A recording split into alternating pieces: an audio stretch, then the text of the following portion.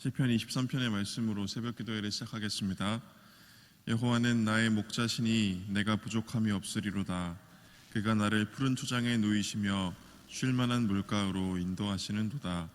내 영혼을 소생시키시고 자기 이름을 위하여 의의 길로 인도하시는도다.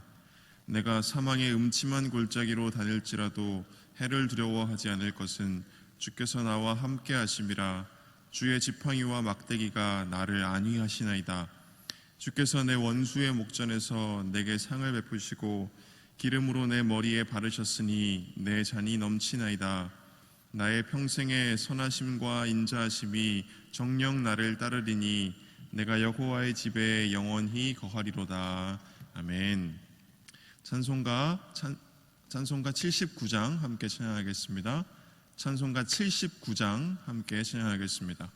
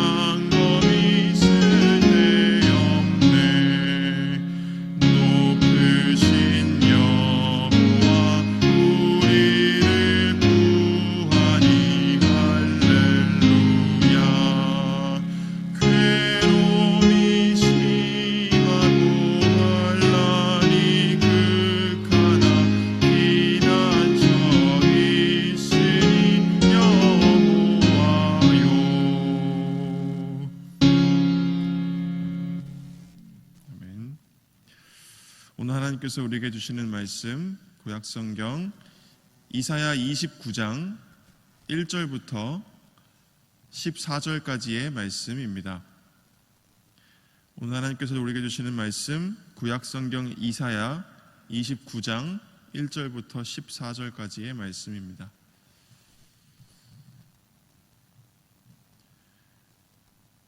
하나님 말씀 함께 읽겠습니다.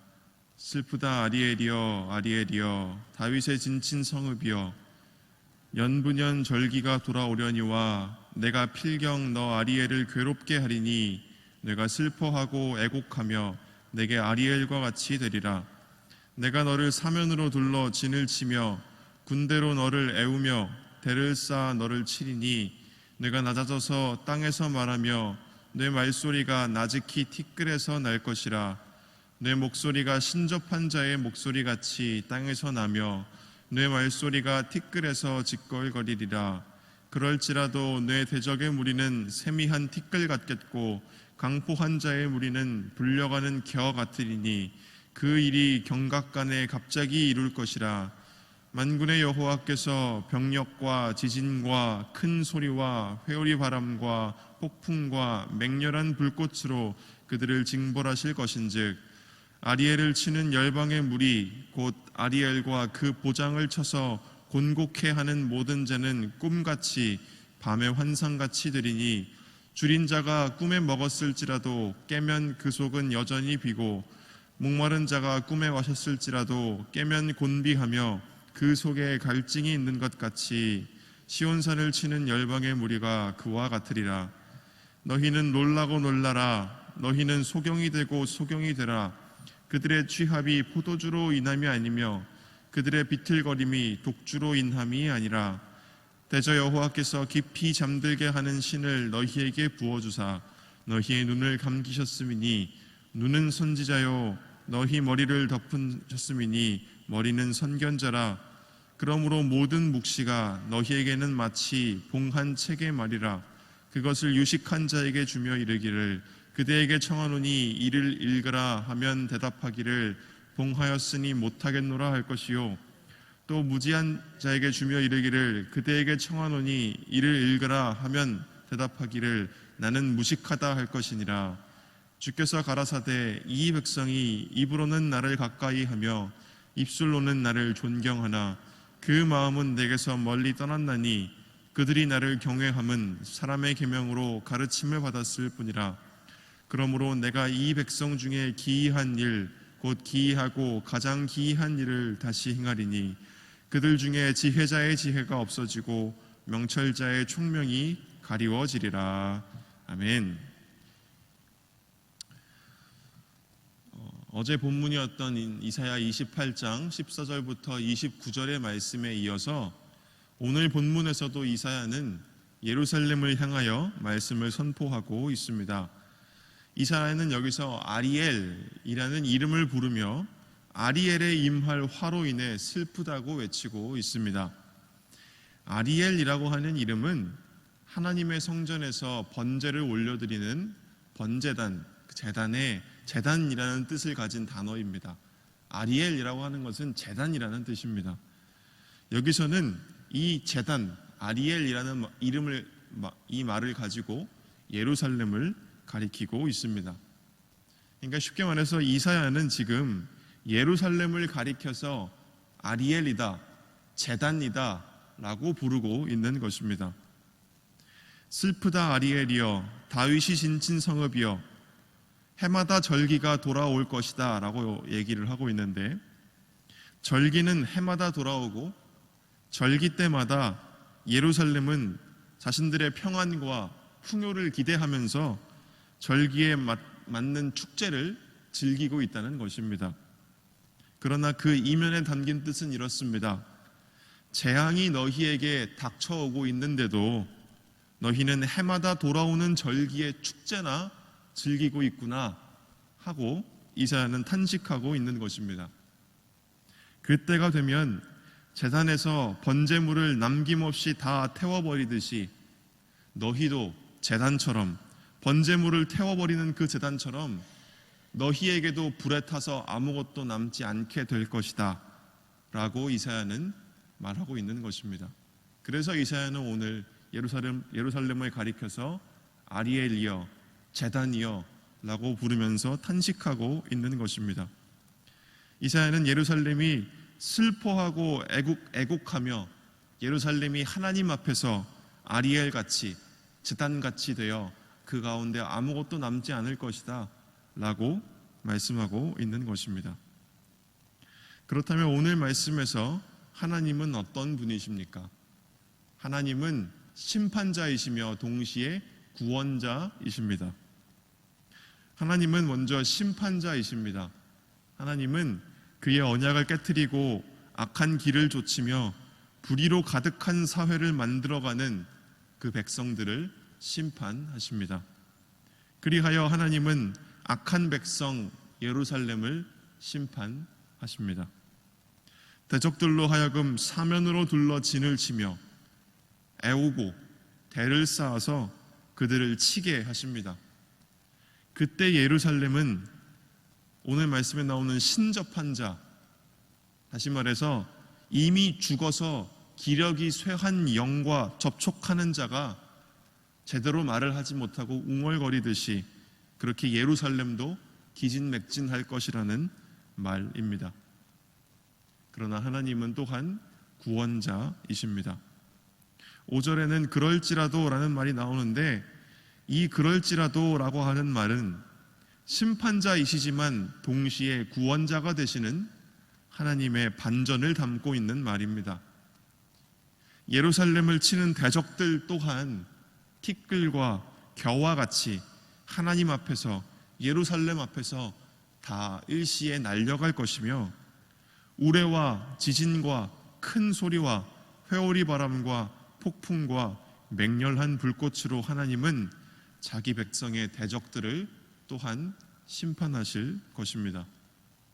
그렇게 되면 이것이 꿈인가 아니면 생시인가 하는 이 말이 예루살렘 백성들뿐만 아니라 예루살렘의 대적들 모두의 입에서 나오게 될 것입니다. 그것은 하나님의 심판과 동시에 이루어지는 하나님의 구원이 인간의 머리로는 믿기지 않는 일, 예상하지 못할 일이기 때문입니다. 이렇게 말씀에서 우리가 보듯이 하나님은 비록 자기 백성이라 할지라도 하나님의 길을 저버리고 패역하게 된 백성들이라고 한다면 그들을 벌하시는 심판자이십니다. 동시에 하나님은 하나님께서 시작하신 심판 한가운데에서 대적들의 손길 가운데에서 자기 백성들을 구원하시는 구원자이기도 하십니다.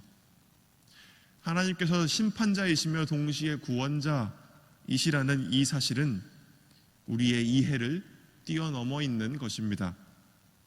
심판과 구원은 하나님의 주권에 속해 있고 우리는 어느 것도 예상하거나 예측할 수 없습니다.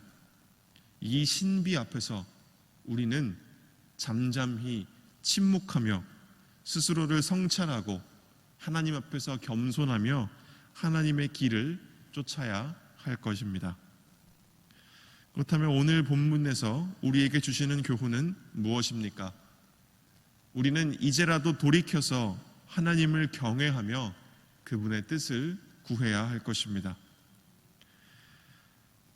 하나님께서 심판 한가운데서도 예루살렘을 대적들의 손에서 건져내시는 분이라 한들 예루살렘에 거하는 백성들과 지도자들의 그 영혼의 상태는 너무나도 암울하고 심각합니다. 오늘 본문 말씀 9절 이하에서 하나님은 이렇게 말씀하십니다. 너희는 놀라고 놀라라. 너희는 맹인이 되고 또 맹인이 되라. 너희들의 취함이 포도주로 말미암음이 아니다. 너희들의 비틀거림이 독주로 말미암음이 아니다. 여호와께서 깊이 잠들게 하는 영을 너희에게 부어주사 너희의 눈을 감기셨으니 그가 선지자들과 너희의 지도자인 선견자들을 다 덮으셨기 때문이다 라고 이사야는 말하고 있습니다. 하나님께서 그들의 영혼이 잠들게 하셨고 그들의 눈을 감기셔서 그들이 하나님의 어떤 뜻도 깨닫지 못하게 하셨다는 것입니다.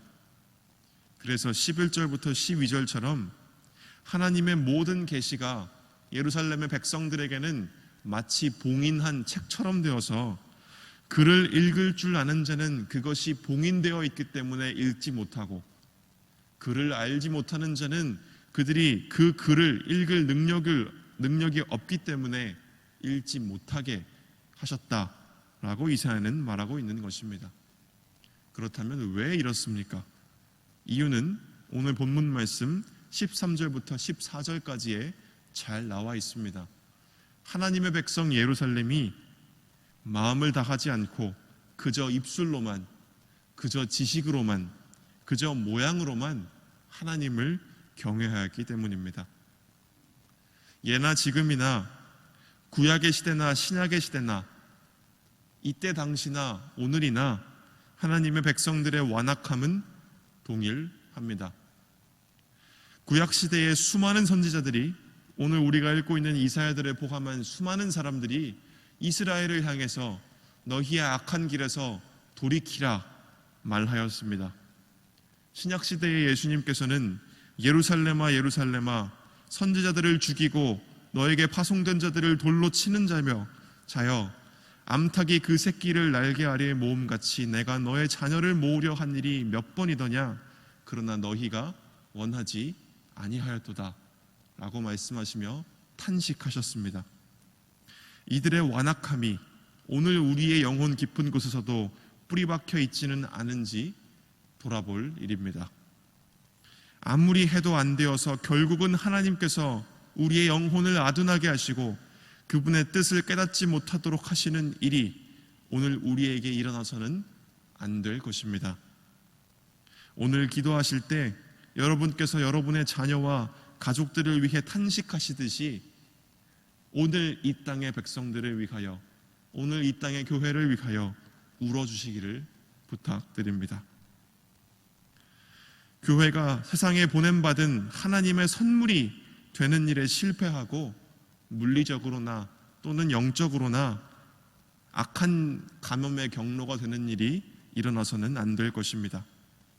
우리가 해야 할 일은 분명합니다. 매일매일 지금 이 순간이 하나님 앞에서 우리의 마지막 때라고 생각하고 말과 입술이 아니라 행함과 진실함으로 하나님을 경외하고 그분의 뜻을 구하며 그분의 뜻을 쫓아야 할 것입니다. 이 열망이, 이 갈망이 우리 안에서 회복될 때에야 비로소 우리는 패역한 백성이 되기를 그치고 하나님의 백성이 되어가기 시작할 것입니다. 이 모든 일이 우리 안에서 오늘 일어나기를 주님의 이름으로 소망합니다. 아멘. 함께 기도하겠습니다.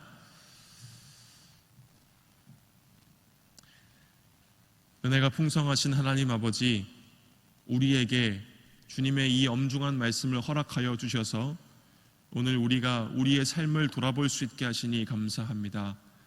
하나님, 말과 혀로만 하나님을 경외하고 마음으로는 하나님을 떠나 있었던 그 백성들처럼 되지 않게 하여 주시고, 오로지 우리가 하나님 앞에서 우리 자신을 돌아보면서 우리의 마음 깊숙한 곳에서 하나님을 사랑하고 하나님의 뜻을 구하고 하나님의 길을 따라 걸어가기를 기뻐하는 우리 모두가 되게 하여 주시옵소서.